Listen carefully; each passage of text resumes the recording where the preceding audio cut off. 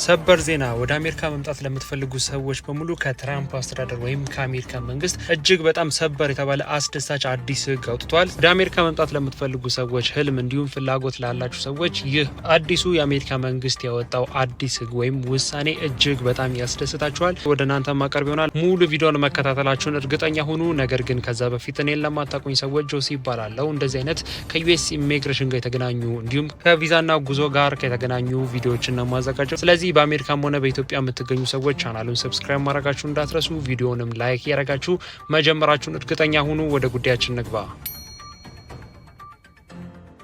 የእነዚህን ዌብሳይቶቹን ሊንክ ዲስክሪፕሽን ቦክስ ውስጥ እና የኮሜንት መጀመሪያ ላይ ያስቀምጥላችኋለሁ። እኔ እነዚህን ኢንፎርሜሽኖች ያገኘሁኝ የምነግራችሁ ዌብሳይት ሊንኮች ናቸው።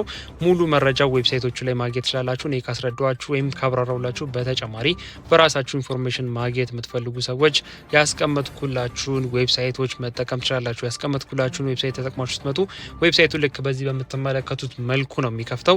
መግቢያ ላይ እንደነገርኳችሁ ወደ አሜሪካ መምጣት ለምትፈልጉ እንዲሁም በዚህ በአሜሪካ የምትገኙ ሰዎች እንኳን ደስ ላችሁ። በተለይ ደግሞ ወደ አሜሪካ መምጣት ለምትፈልጉ ሰዎች ይህ የአሜሪካ መንግስት አዲስ ያወጣው ወይም አዲስ ያሳለፈው ውሳኔ እጅግ በጣም ብዙዎቻችንን የሚያስደስት እንዲሁም የብዙዎቻችንን ችግር የቀረፈ አዲስ ውሳኔ ነው። ይህ ውሳኔ ወይም ይህ አዲስ መመሪያ የወጣው በትናንትናው ዕለት ነው። ይህንን ቪዲዮ እየቀረስኩኝ ወይም እያዘጋጀሁኝ ያለሁት በማግስቱ ነው።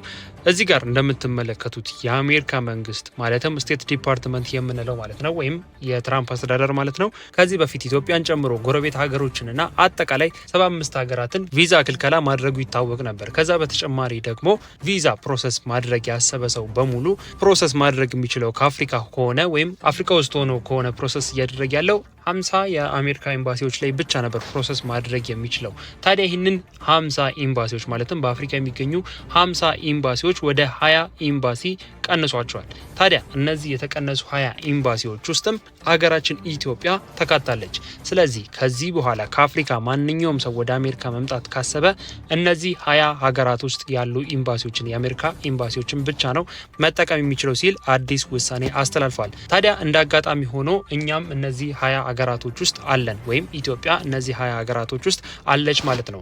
ይህ ማለት ብዙዎቻችንን ማለትም ወደ አሜሪካ ለመምጣት እያሰብን ላለን ሰዎች በትምህርትም ሊሆን ይችላል፣ በስራም ሊሆን ይችላል፣ በማንኛውም በጋብቻም ሆነ አጠቃላይ ያለው በሚባሉ ነን ኢሚግራንት ቪዛዎች ማለት ነው ወደ አሜሪካ መምጣት ለምንፈልግ ሰዎች ትልቅ የእድል በርን የከፈተ አዲስ ውሳኔ ነው። ምክንያቱም እነዚህ 50 ሀገራቶች ውስጥ የነበሩ ኤምባሲዎች ቁጥራቸው 30ው ተሰርዘው ወደ 20 እንዲቀነስ መደረጉ ኢትዮጵያ ያላችሁ ሰዎችን ማለትም ከኢትዮጵያ ወደ አሜሪካ መምጣት ለምትፈልጉ ሰዎችን ፕሮሰስ እያደረጋችሁ እንዲሁም ፍላጎት ላይ ላላችሁ ሰዎች እጅግ በጣም እድላችሁን ከፍ የሚያደርግ ነው። ምክንያቱም እንደነገርኳችሁ 30 የአሜሪካ ኤምባሲዎች ናቸው በድንገት በአንድ ቀን የተሰረዙት ወይም ካንስል የተደረጉት የተቋረጡት። ታዲያ ይህ 30 ኤምባሲ በአንድ ጊዜ መቋረጡ አስቡት። በእነዚህ 30 ሀገራት ኤምባሲ ተጠቅሞ ወደ አሜሪካ የሚገባው የቪዛ ቁጥር በሙሉ ወደ 20ዎቹ ሀገራት ማለትም ኢትዮጵያን ጨምሮ ማለት ነው ወደ 20ዎቹ ሀገራቶች ይከፋፈላል ማለት ነው። ይህ ማለት በኢትዮጵያ ሆኖ ለአሜሪካ ኤምባሲ የሚጠይቅ ሰው ምንም መጉላላት እንዲሁም ከባድ የተባለ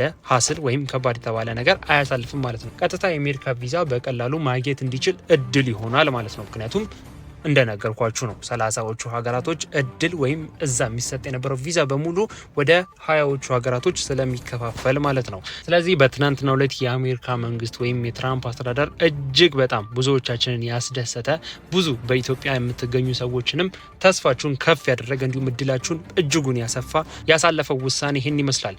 ከሀገራቶቹ መካከል ማለትም እነዚህ ከ50 ሀገራቶች ወደ 20 ሀገራቶች እንዲቀነሱ ከተደረጉት ሀገራቶች 20ዎቹ እነማን ናቸው የሚሉትን ስንመለከት ሀገራችን ኢትዮጵያን ጨምሮ ማለት ነው። እዚህ ጋር እንደምትመለከቱት እነ ኬፕ ታውን ወይም ሳውዝ አፍሪካ አሉ። እንዲሁም ደግሞ እነ ታንዛኒያ፣ እነ ጅቡቲ፣ እንዲሁም ደግሞ ኡጋንዳ፣ ሩዋንዳ፣ እንዲሁም ኮንጎ፣ ናይጄሪያ፣ እንዲሁም ደግሞ አንጎላ፣ ኢኳቶሪያል ጊኒ፣ ናይሮቢ ኬንያ ማለት ነው። እንዲሁም በርካታ የአፍሪካ ሀገራቶች ካሜሮንን ጨምሮ እንዲሁም ሀገራችን ኢትዮጵያን ጨምሮ 20 ሀገራቶች ብቻ ናቸው ከዚህ በኋላ የአሜሪካን ቪዛ መስጠት የሚችሉት። እንዲሁም ከዚህ በፊት የነበሩት 30 ሀገራትን ከዚህ በኋላ አናቃቸውም። በእነዚህ 30 ኤምባሲዎች ማለትም በእነዚህ 30 ሀገራት የሚገኙ የአሜሪካ ኤምባሲዎች እንዲዘጉ ይደረጋሉ። በእነሱም በኩል ተጠቅማችሁ የአሜሪካ ቪዛ ማግኘት አትችሉም ሲሉ ውሳኔ ያሳልፈዋል። ታዲያ በሌላ በስደት ሀገር ላይ ያላችሁ ለምሳሌ ሳውዝ አፍሪካ እንዲሁም ሌሎች የአሜሪካ ኤምባሲ የተከለከለባቸው ሀገራት ውስጥ የምትገኙ ኢትዮጵያን ወደ ኢትዮጵያ ተመልሳችሁ ቪዛችሁን አስጨርሳችሁ ወደ አሜሪካ መምጣት ትችላላችሁ። እንዲሁም ደግሞ ሌላ ሀገር ያላችሁም ወደሚቀርባችሁ የአሜሪካ ኤምባሲ ወዳልተከለከለበት ሀገር በመሄድ ቪዛችሁን በማስጨረስ ወደ አሜሪካ መምጣት ትችላላችሁ። አሁን እጅጉን በጣም እድላችሁ የሰፋበት ጊዜ ስለሆነ ያለው ይህንን እድል እንድትጠቀሙበት ሪኮመንድ ማድረግ እፈልጋለሁ። የዛሬው መረጃ የዛሬ ቪዲዮ ይህን ይመስላል።